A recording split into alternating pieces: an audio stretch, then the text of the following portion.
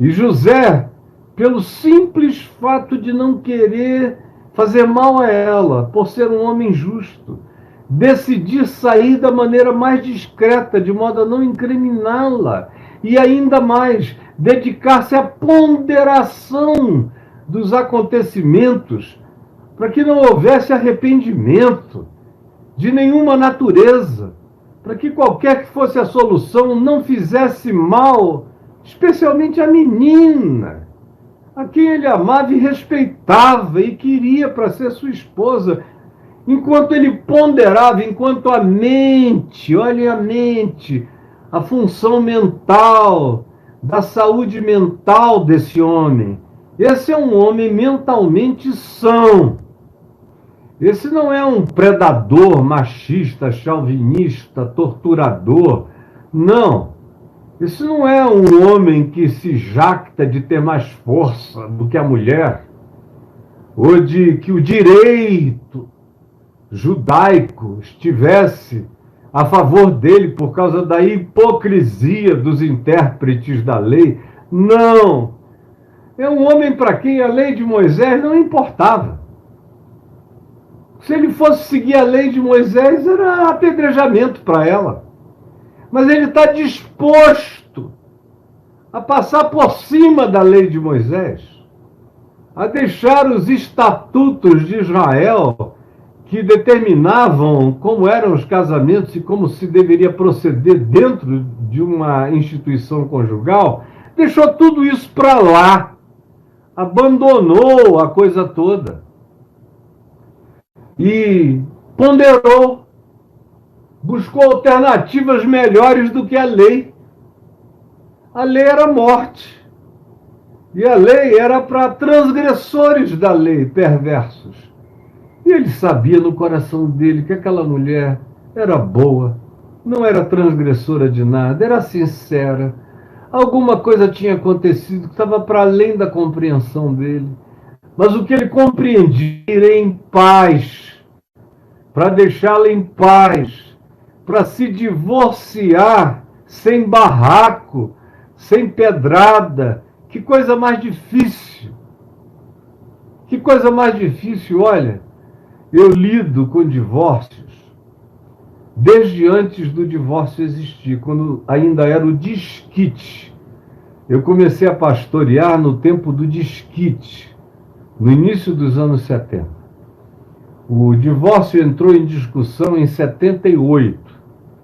E eu fui uma voz isolada, a única voz na cidade de Manaus.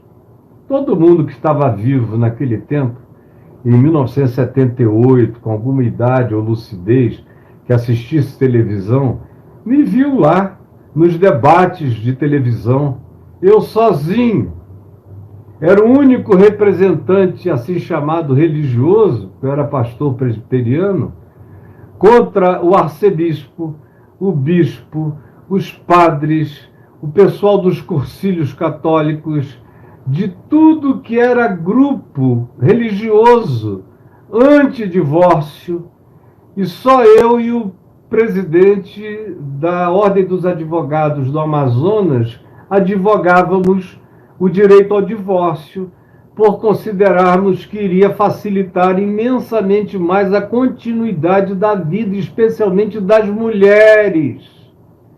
O direito das mulheres, o direito dos seus filhos, a proteção da família, até porque era uma tese tão simples de defender, mas a burrice religiosa, moral, é uma coisa incomparável, é pior do que a ameba na falta de pensamento.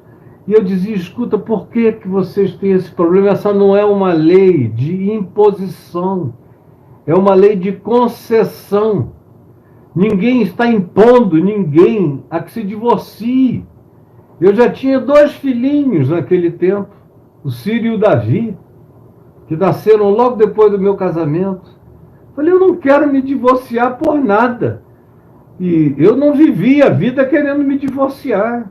Quando eu tomei essa decisão, muitos anos depois, décadas depois, só Deus sabe o tamanho do peso e do constrangimento horroroso a dor, a vontade de morrer. Quantas vezes eu pedi, Senhor, me leva, me mata, mas não deixa eu viver para assistir o que eu nunca queria que tivesse acontecido comigo nem com ninguém. Então eu, em 78, estava lá defendendo a lei do divórcio como concessão para os que precisavam, para aqueles que já tinham uma situação horrorosa. E quem viveu no tempo do desquite sabe como o desquite era um negócio horrível para a mulher. O homem desquitado e nada era a mesma coisa. Ele saía tendo as mulheres que queria. Ninguém dizia aquele homem é desquitado. Ninguém. Mas a mulher desquitada, todo mundo dizia, linda, né? Bonita, tem 3 filhinhos, mas é desquitada. Significava dizer, ela saiu do rol das pessoas aceitáveis e vivia num estado de exclusão. Não era convidada para as festas de família. As amigas ficavam com ciúme potencial da colega desquitada em relação aos seus maridos, especialmente quando era uma desquitada bonita, jovem, gostosa, abandonada pelo marido.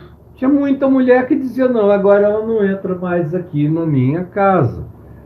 Não. Tinha gente que não aceitava mais uma parente desquitada em casa com medo de acolhê-la por um tempo e o marido estava ali com talvez 24 anos de idade, 3 anos de idade, contra o mundo inteiro defendendo o direito ao divórcio, como alguma coisa que faria bem à sociedade e que protegeria a mulher e os seus filhos. E, eventualmente, até os homens que quisessem andar direito. Então, eu sei perfeitamente, muitos séculos depois, o que uma lei antagônica à mulher pode produzir. Produziu aqui, quanto mais há 2000 anos atrás.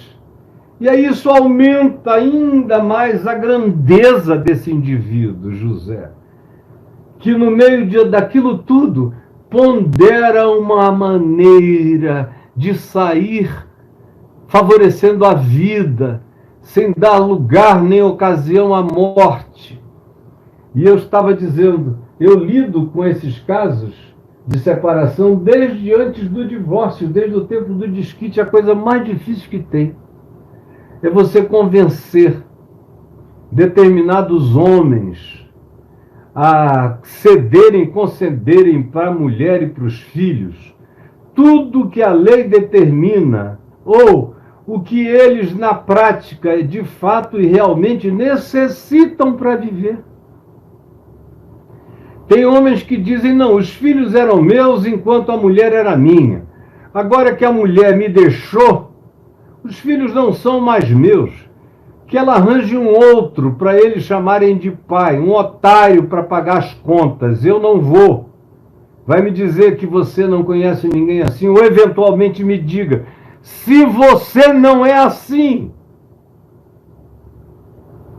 Meu Deus, são décadas assistindo vergonha na postura dos homens. E nos últimos anos, eu tenho visto haver um crescimento de empoderamento raivoso por parte das mulheres. É mais do que busca de direitos. Eu encontro algumas mulheres que, na realidade, têm até mais dinheiro do que os seus maridos, têm tudo, têm um bom emprego, têm formação acadêmica superior, têm tudo melhor do que os seus maridos. Não precisam do cara para nada. Às vezes o cara está até desempregado, tentando arranjar emprego e não consegue. Mas eu encontro. E encontro mesmo. Mulheres que chegam com sangue no olho, com saliva ensanguentada, querendo morder a jugular do cara. Aí eu pergunto, escuta, ele tem dinheiro guardado? Ele tem poupança? Ele tem bens? Ele tem isso? Ele tem emprego? Não, ele não tem nada, é um ferrado. Eu digo, então escuta, por que você não cuida dos seus filhos? E guarda esse processo para quando ele se empregar. Aí quando ele se empregar, vai ser fácil você constatar quanto ele ganha, e a lei vai incidir sobre ele. Mas se você aplicar a lei para ele pagar alguma coisa, sendo que ele não tem nem o que comer, você não está querendo justiça ou proteção para os seus filhos, você está querendo vingança, e é ódio. E aí você saiu do espírito da lei, passou para um outro espírito. Mas hoje em dia o que vale é o que está escrito na lei aqui dos medos e dos persas. Não tem gente mais com o coração de José. Porque José tinha a lei toda em favor dele. Ele podia literalmente ferrar Maria a hora que ele quisesse. Mas ele obedecia a uma lei maior, a lei da justiça divina, a lei da vida, a lei do bem, a lei da graça, a lei da salvação, a lei da proteção, a lei da defesa, a lei que foge da desnecessidade legalista, é a lei divina, a lei do amor, a lei de Deus, superior à do Monte Sinai, a de Moisés, a todas as constituições humanas. A lei humana está aí para a gente usar contra a miséria, a injustiça, a perversidade. Por isso Paulo diz que a lei foi feita para perversos e transgressores. Mas aonde quer que haja um espírito de diálogo e de boa vontade para se chegar a um acordo de paz, a lei tem que ser deixada de lado e o acordo de paz tem que prevalecer. E tem que ser o que determine o contrato da vigência, da tranquilidade relacional, civilizada, fraterna, saudável. Quem apela para os outros recursos, e eu vi isso a minha vida inteira, porque meu pai foi advogado, boa parte da minha vida, e um grande advogado, com grandes clientelas, e eu via como tinha gente que não queria justiça, eles queriam vingança, só vingança. Eu me lembro de quando meu pai se converteu e começou a ler o Novo Testamento e foi se apaixonando pela leitura do Novo Testamento. O Evangelho foi entrando nele. E ele não conseguia mais mentir como advogado, que é uma coisa muito difícil para um advogado. Não conseguir não ter mais permissão interior de mentira. Foi o que o Evangelho fez nele. Ele aprendeu que o sim era sim e o não era não. E o que disso passasse vinha do maligno. E aí ele era um cara, um homem desse que tem um espigão, e quando ele se converteu, o espigão dele ficou plantado na ressurreição e na vida. Era para valer. E aí ele não mentia mais. Dizia para os clientes que o constituíam: o senhor quer a solução ou o senhor quer uma invenção? Porque se o senhor quiser uma invenção jurídica, procure um outro advogado. Eu tenho condições de solucionar o seu caso, mas buscando justiça e não maldade, com verdade e não com mentira. Aí tinha alguns que agradeciam e iam procurar um canalha advocatício na esquina. Mas quem queria coisa boa ficava com ele. Ele não perdia nunca. Eu não tenho notícias de meu pai ter perdido jamais uma causa. Ganhava sempre. Por isso ele era procurado o tempo todo. E agora sem mentira. Antes ele dizia, era muito fácil, porque eu mentia. E olha, em termos de mentira, ele me dizia, eu era só um jovenzinho, um garoto, mas ele sempre foi totalmente aberto comigo em termos de mentira, meu filho, o seu pai é o Pelé, eu sou o Garrincha da mentira, advocatícia. Agora, quando Jesus entrou nele, mentira, ele desaprendeu os dribles da mentira. E aí ele sofreu consequências. Uma delas foi um senhor que o contratou para resolver um caso que já pendia há quase 50 anos, um inventário desses insolúveis. E aí meu pai examinou o caso todo e concluiu que era possível resolver se ele, meu pai, procurasse todos os membros daquela família que se odiava há 50 anos por causa do inventário, da divisão de bens, cada um queria um pedaço maior. E ele foi, conversou com todos, expôs o que seria justo, todos concordaram, foi para o escritório. Era um dia em que ele estava jejuando, orando, lendo a palavra. Os funcionários dele saíram para almoçar. Como ele estava jejuando, ele ficou quietinho no gabinete dele, lendo. Estava chorando, chorando, chorando, com o coração queimando do amor de Deus. Quando entrou o constituinte dele, daquele caso, o homem que o constituíra para resolver. E meu pai, com os olhos cheios de lágrimas, a Bíblia aberta, estava tão mais cheio da alegria do Espírito Santo no coração do que do resultado da solução do inventário. E aí ele virou-se para o homem e disse: senhor fulano, sente aqui, por favor. Olhe, o nosso assunto está resolvido. O nosso assunto está resolvido, mas deixa eu ler esse texto aqui.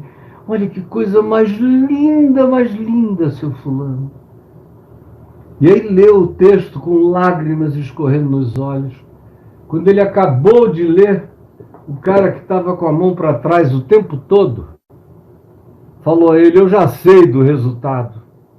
Já sei que o senhor estragou o meu prazer. Eu não queria o dinheiro. Eu só queria vingança, ferrar com eles, enrolar e criar dificuldades mesmo. Agora eu estou sabendo que todo mundo aceitou que a paz vai ser feita e eu não queria paz com ninguém. E aí tirou um revólver. Tirou um revólver de trás e disse: eu vim aqui para descarregar isso na sua cara, doutor Caio. Eu odeio o senhor, mas quem é que pode matar um homem que está cheio daquilo que lhe enche o coração? Aí o cara caiu de joelhos no chão, chorando e pedindo perdão a ele. Meu pai só olhando, e fez uma oração pedindo ao Senhor que tirasse do coração dele aquele espírito de ódio e de vingança. José era um homem assim, era essa criatura que não queria nada que trouxesse morte. Ele queria poupar, ele queria livrar, ele queria salvar. Que coisa mais difícil de encarar. E como eu estava dizendo, hoje em dia, com o empoderamento feminino que é proporcional ao desempoderamento feminino, durante milênios e milênios e milênios e milênios de abuso, como a lei garante equanimidade cada vez maior, o que está acontecendo em alguns casos é que eu vejo até algumas injustiças sendo praticadas. Pelo simples fato de que alguém seja homem, parece que já sai culpado da linha de partida. Já sai muitos passos atrás pelo simples fato de ser homem. E vai continuar assim um tempo. Enquanto os homens continuarem a ser esses seres predadores e perversos, vai haver uma exacerbação de direito protetor em razão das humilhações e das perversificações, dos feminicídios e de toda a brutalização do homem sobre a mulher. Agora, tem mulher que abusa também, tem mulher machista, tem mulher perversamente chauvinista. Elas só não têm um pênis, mas no mais elas são da hora da vingança. E eu vejo algumas que você propõe, eu chego com soluções. Olha, a gente pode resolver isso com calma. E nada do pior vai acontecer, mas elas não querem. Elas não querem solução. Muitas delas só aceitam a solução que venha pela vingança, por fazer o cara passar pelo menos um tempo na cadeia, ou preso, humilhado, arrebentado, tem que ser. E aí, assim como o ódio no coração do homem abre a porta para o diabo, o ódio no coração da mulher abre a porta para o diabo. O ódio abre a porta no coração de qualquer um. Não importa quais sejam as suas razões no direito, o diabo não está nem aí para as razões jurídicas que a gente possa ter. Preste atenção. O diabo não está nem aí para as razões jurídicas que a gente possa ter. Se houver ódio, o diabo sempre tem o que comer. O diabo não está nem aí para as razões jurídicas que a gente possa ter. Mas se houver ódio, tanto faz. Ele vai ter sempre o que comer, do que se alimentar, e vai ter sempre a energia. Não pensava em nada disso, não cogitava no diabo, não pensava na lei, só pensava no verdadeiro justo. E entrar para a história como um motivador de apedrejamentos. E é esse o ambiente no qual ele está, nessa ponderação